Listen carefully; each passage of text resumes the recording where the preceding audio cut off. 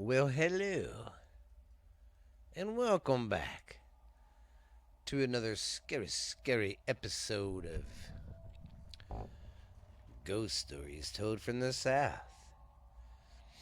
I am your host, Stephen LeBooth, and I got some creepy, skippy, scary stories for you today, boys and girls. Alright, man. I've been fighting a little flu thingy. I don't think I got the flu, but my sinuses and stuff. It's gotten cooler down here in Texas.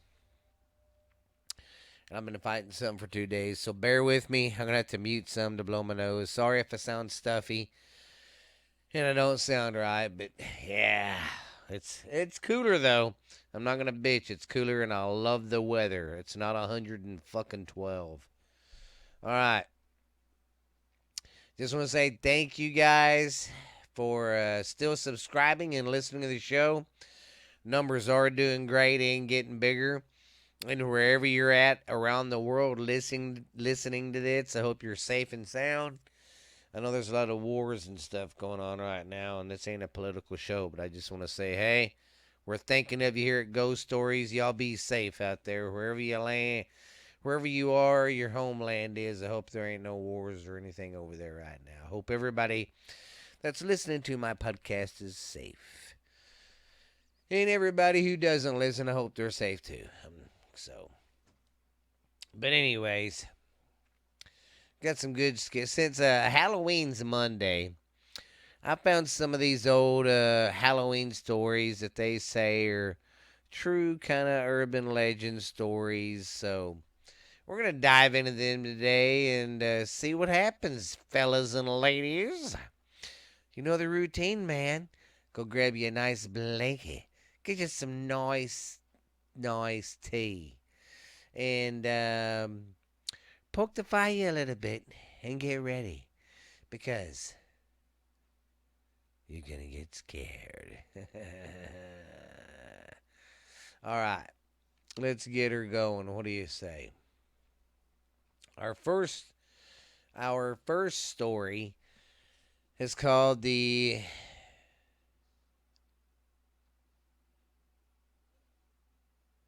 Okay, okay. The first one is called the Architect's Key. There was once a man named Edward who designed and built his own perfect house. He lived in it for many years until he eventually passed away. A new family moved in, but whenever they wanted into the basement where Edward's personal studies had been, into sorry if my breathing's kind of off. I've been, like I said, I've been fighting the sickness crap. To the basement where studies had been, they would get the feeling that someone was watching them. One day, the father of the new family decided to fix up an old jacket which every tailor in town had told him was beyond repair.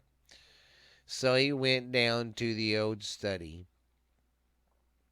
laid his jacket on a chair, and then tried to see if there was anything in the desk that could help him out to mend it.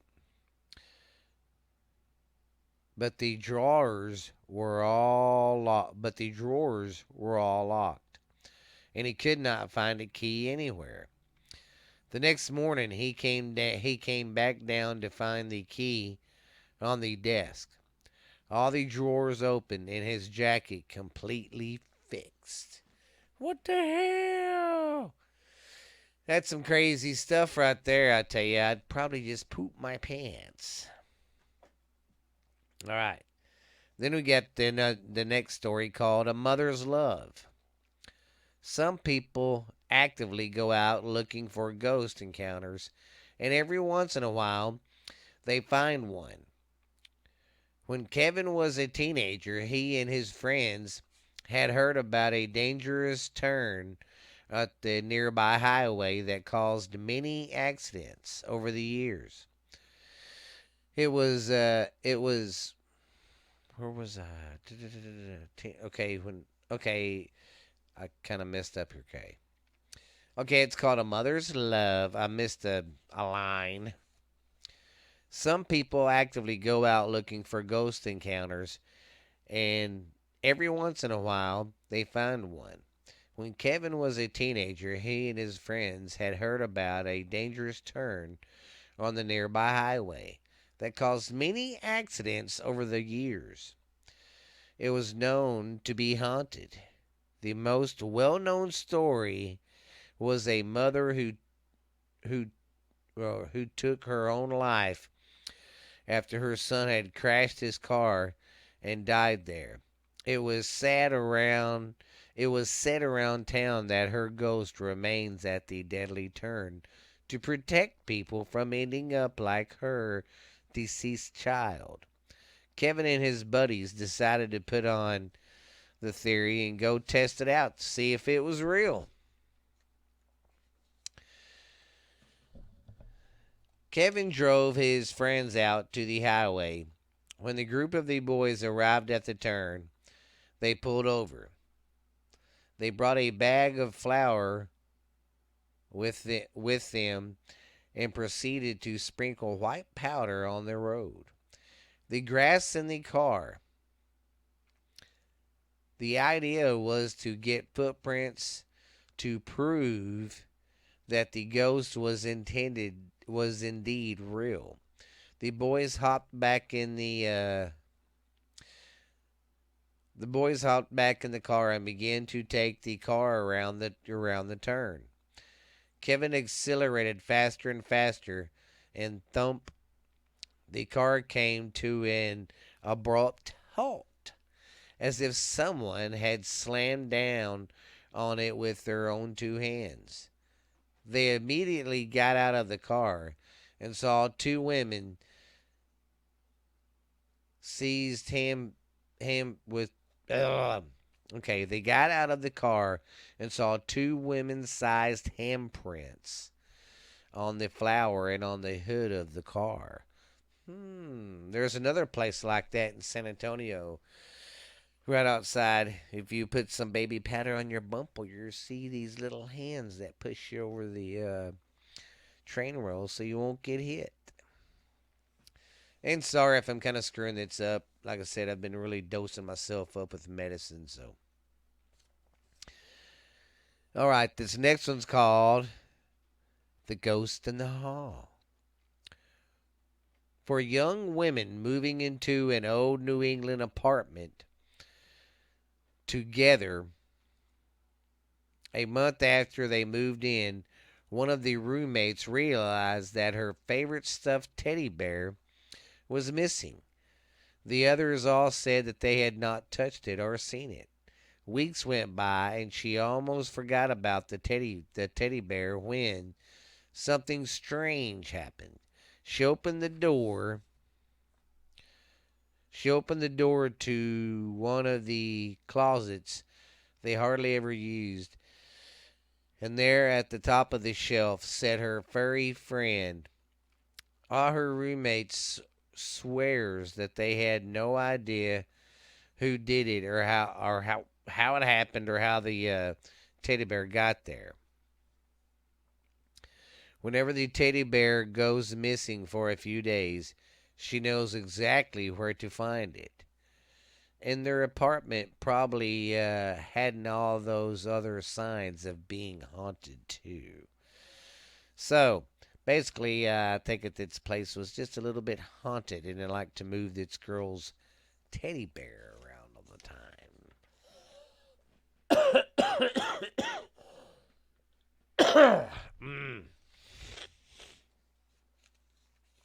All right. A voice in the desert.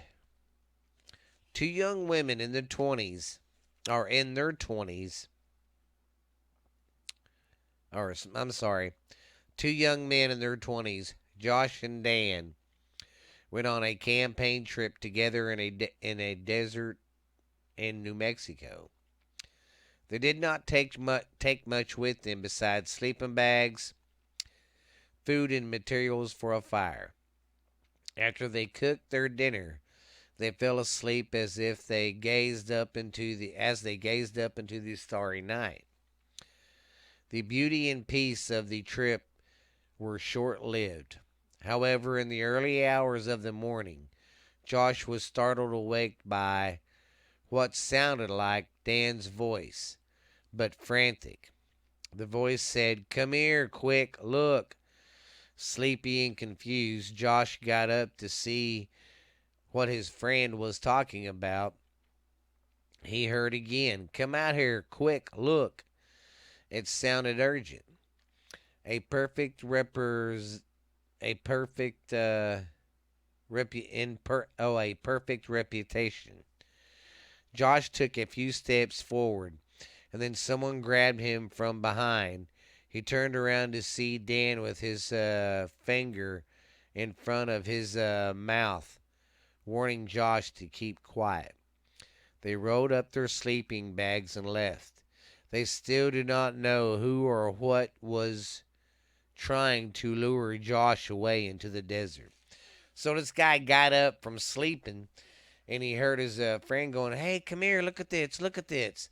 And then when the guy goes to check out his friend's voice, his friend grabs him and is like, "Shh, be quiet."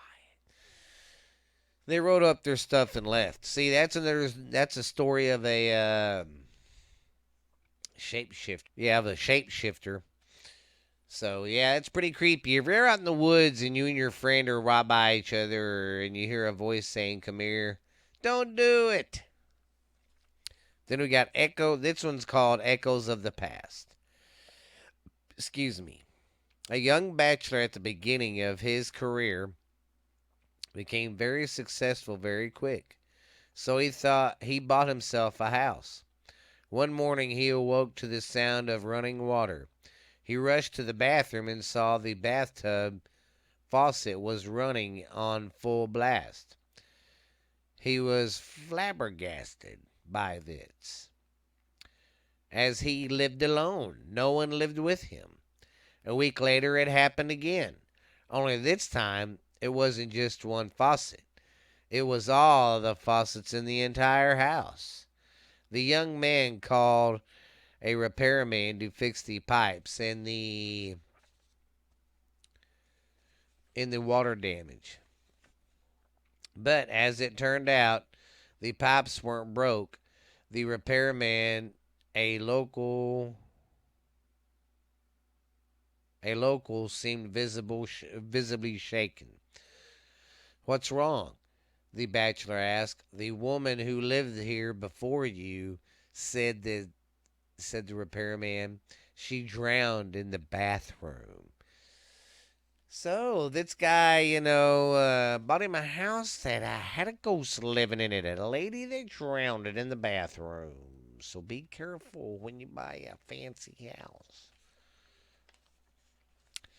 This one's called No One Steals Twice. Gene went to the same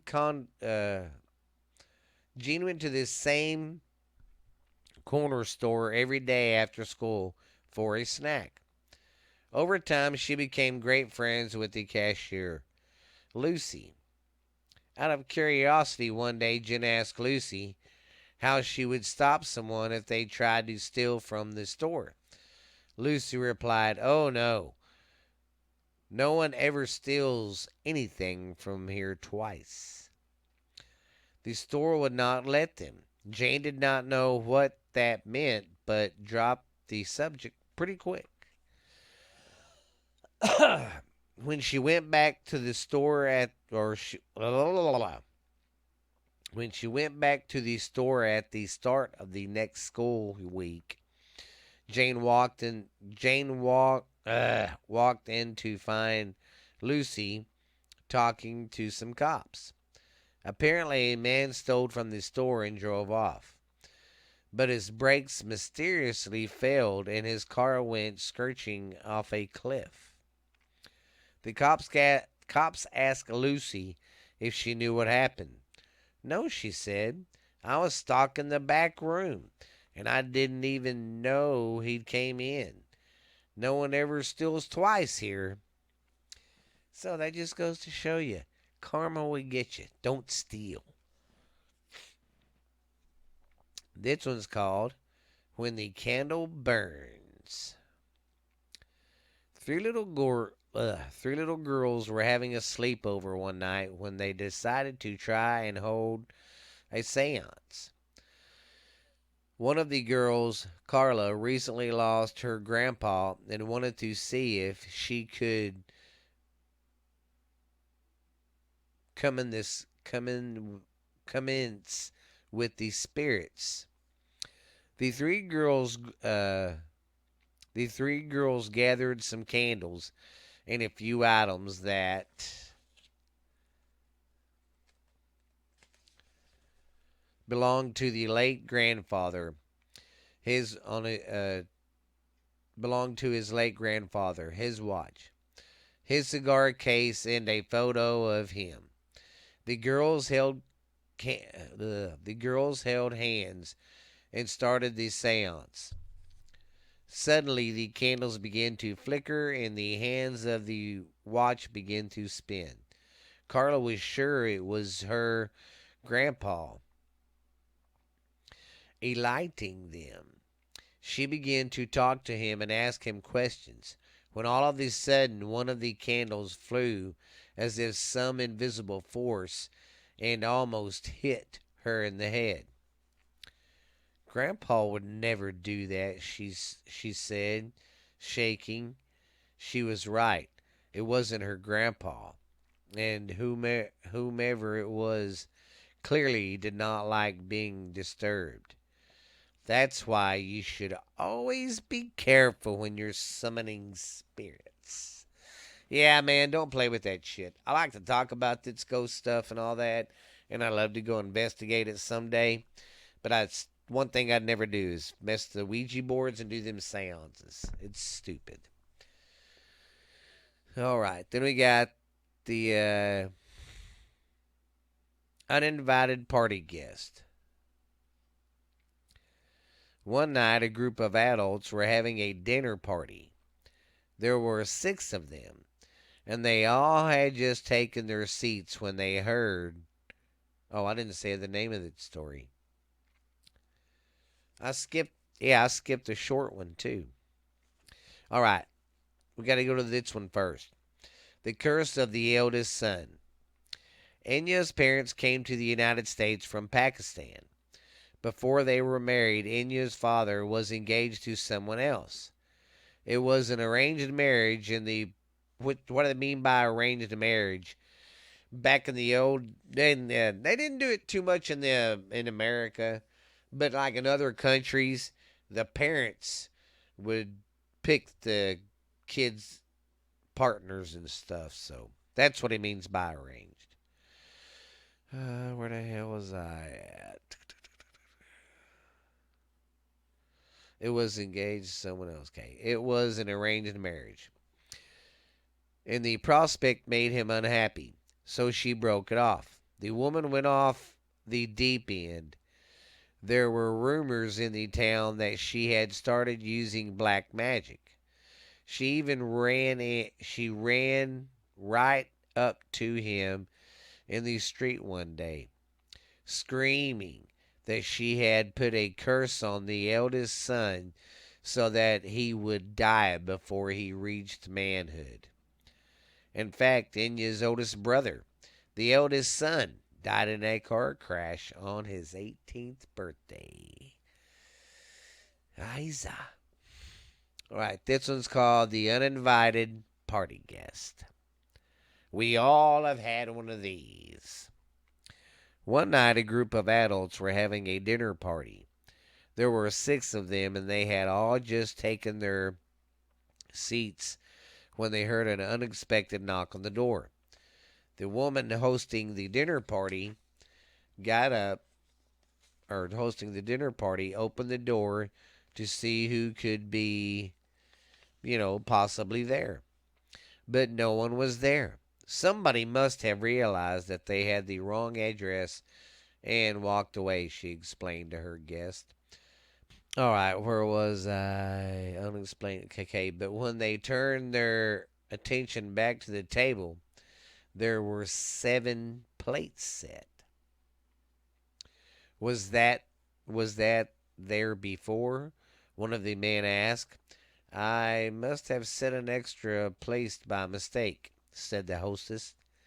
She took it back to the kitchen, but when she returned, another plate was there, this time with a glass next to it. The other guests had been talking amongst themselves and hadn't seen anything strange. But when they realized what happened, they were shocked and they did not know what to do. At this point, they figured the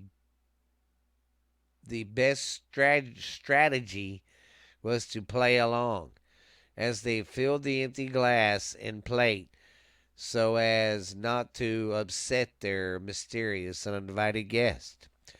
So instead of throwing a fit about it and quit with their dinner party, they just added stuff to the plate and put some little wine in there for whoever it was. All right. Oh, gosh. This one's called After Hours. It was 9 o'clock. Time for the store to close. Valerie, and Guinea and Kelly were the only ones working. As they were cleaning up the store, a pile of shirts fell to the floor. None of the girls had touched them. It's probably the ghost, Ginny said. Very funny, said Kelly. No, really, Valerie replied. He's a little boy. He likes to play. Kelly still did not take them seriously, though she thought they were, just teasing her because she was younger. But when she went to the back room to get her keys to go home, she saw a flash of a young boy in the mirror next to her. When she looked back, her keys had been placed on the floor. Ooh. All right, I gotta blow my snot real quick, or blow my nose real quick. All right, I'm back. Well, I thought if I muted it, y'all wouldn't hear it, but yeah, you could still hear it. I can breathe. All right, this one's called The Lonely Ferris Wheel. The carnival came to town every summer, and this year was no different. But Charlie had just started working there, so he did not know what the rest of the workers knew about the Ferris wheel that he was in charge of operating. The first night of the carnival was bustling with people, but as it came time to close, it was practically a ghost town.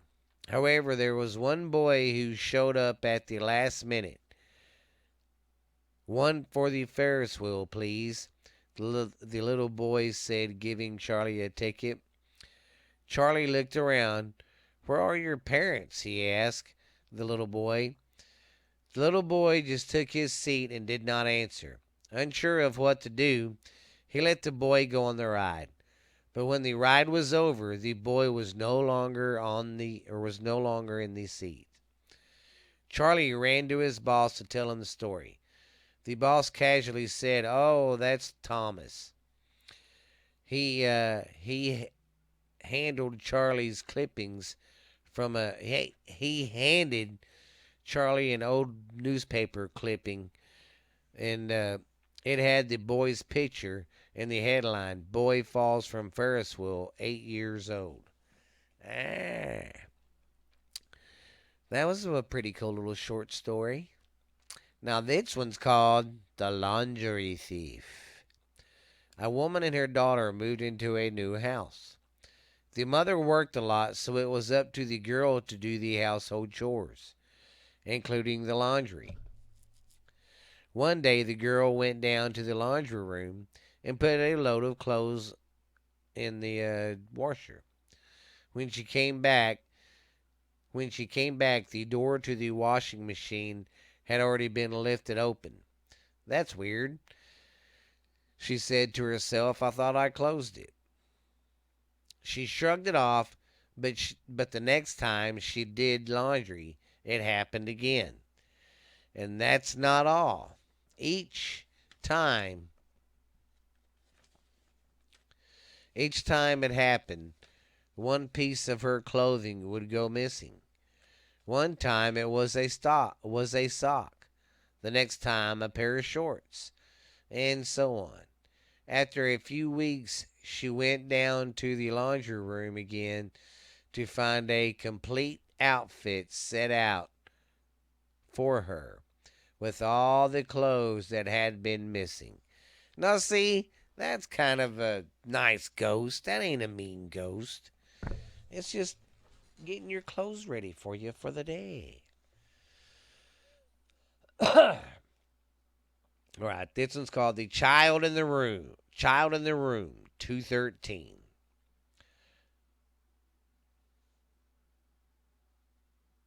An ex- an executive went on a an executive, excuse me, went on a business trip for her company. When she arrived at the hotel, she got the key card for her room 213 and went straight up. She was exhausted and could not wait to sit down, but her keyboard did not work, or her key card did not work. She went down to complain to the front desk and promptly got a new card. That one didn't work either. Just as she was storming off to go back to the lobby, the door of the room cracked open. A little boy had opened the door and was standing in the dark. She went to the front desk again. "There's another family in my room," she said to the man. That's impossible," he said. "No one has checked into that room at all."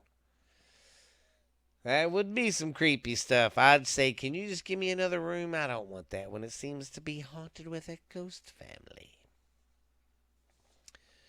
Then we have the traveling photograph. After Anna's dog, Bo, passed away, she started carrying his photo with her everywhere. She loved Bo more than anything, which was why she was so heartbroken when she lost the picture. Anna lived in a big city and was sure she'd never find it. But when Bo's birthday came around the next year, she found the photo in the closet next to his old leash. "Good dog, Bo," she whispers.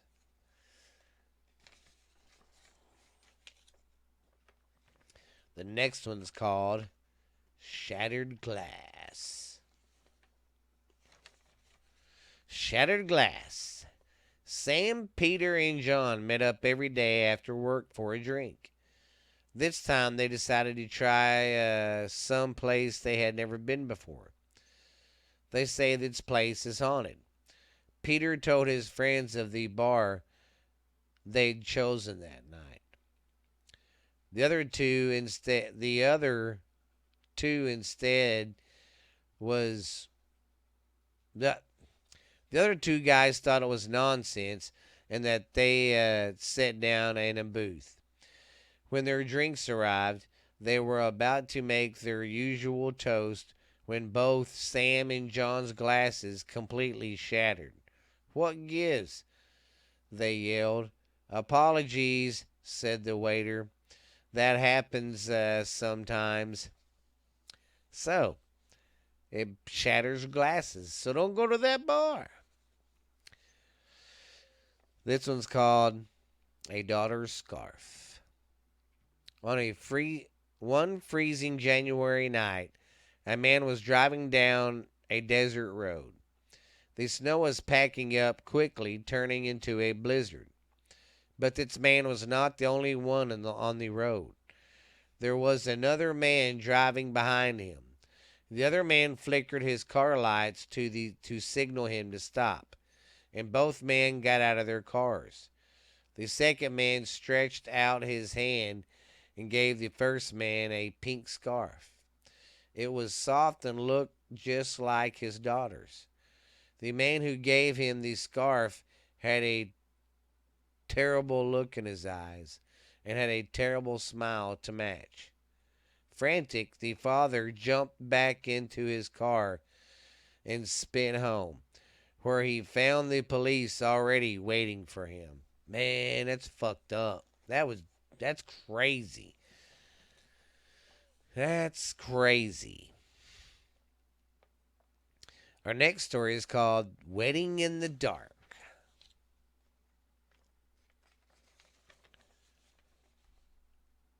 An engaged couple planned to have their wedding reception at their obsolete favorite restaurant.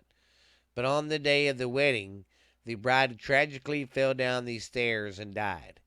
Now it is said that every night after the restaurant closes, the ghost of the bride walks down the very stairs she fell and sets up all the tables and chairs for the wedding guests she never got to have.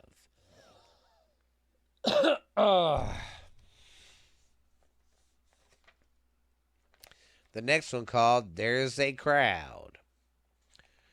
Two sisters were at home while their parents were out on an evening event. They stayed up late talking and telling stories in the older sister's room. Suddenly, their conversation was interrupted by the sound of loud music. They looked at each other confused and unsure of where the music could be coming from. The older sister got out of bed and began to walking down the hallway. It sounded like the music was coming from the parents' room. She peered into the dark room, saw her father's laptop open, screen on, the music the music being loud, and right then the music stopped. Scared, the girl ran back to her room where her younger sister was, waiting on the bed. Frightened, she shut the bedroom door behind her and got back under the covers. Holding her little sister tight, they heard slow, heavy footsteps, and after another, heading towards their end of the hall. When the footsteps stopped, boom, boom, boom, 3 hard knocks on the bathroom door. No one came in, but they certainly did not try to leave the room for the rest of the night. I would not have left it either, girls. Our next story is called A Psycho Warning. Not all spooky stories are scary. Sometimes they're just otherworldly. Frank was at the mall one day by himself. When in the middle of walking from one store to the next, an older woman ran up to him, gasping for breath. I ran all the way from the other end of the mall to find you because I sensed you were here, she said. Frank had no idea who this woman was and was understandably frightened. He tried to push her away. Then she said, I have to tell you, your brother's death was not your fault. Frank was stunned. He had never met her before in his life, but she knows something of him and his brother that had died. And he did feel guilty. Frank's brother had been a drug addict. He called Frank the day he died, but Frank didn't pick up the phone. Your brother does not blame you, she said. The composition satisfied that she had fulfilled her duty. She walked away and disappeared back into the crowd of shoppers. Frank broke down in tears. That would be some crazy shit. You're out shopping and someone comes up all, hey, your brother does not blame you for his death. Yeah, that'd creep me out too. Creepy, creepy krillers. Well, all right, guys. I just want to say thank you for sticking with me tonight for doing this. I didn't want to. I was going to try to do it Saturday morning, but you guys expect the show at 3 a.m. on Saturdays, and I'm going to deliver. So I hope you enjoyed it. I want to do something special. Them are like some Halloween legends or urban legends, however you want to put it, I guess. But tell them you're on the old campfire. But thank you guys for listening. Thank you guys for being loyal fans and loyal listeners. And man, please keep telling your friends about my podcast, man. Tell everybody about it. Hope you have fun. Hope you enjoy it. But I'm out of here. I'm going to take some more medicine. I'm probably going to go to bed and sleep for a long time. No, I don't mean I'm going to die or nothing. I didn't mean it that way. I'm just, man, I'm going to sleep for a good 8-10 hours. I need to. Man, it was just work kicked my butt, and its sickness is just. I don't feel all gooly hauntish when I'm like this. But thank you guys for listening. Be good. Go check out the Facebook page and just keep growing the show with me, guys. And thank you from around the world, wherever you're listening. Thank you, guys. Thank you so much. But well, until next time, this is Ghost Stories Told from the South, and I am your hostess, Stephen LeBooth. And I have some more skilly stories for you. Ha ha. Bye, guys. See you later.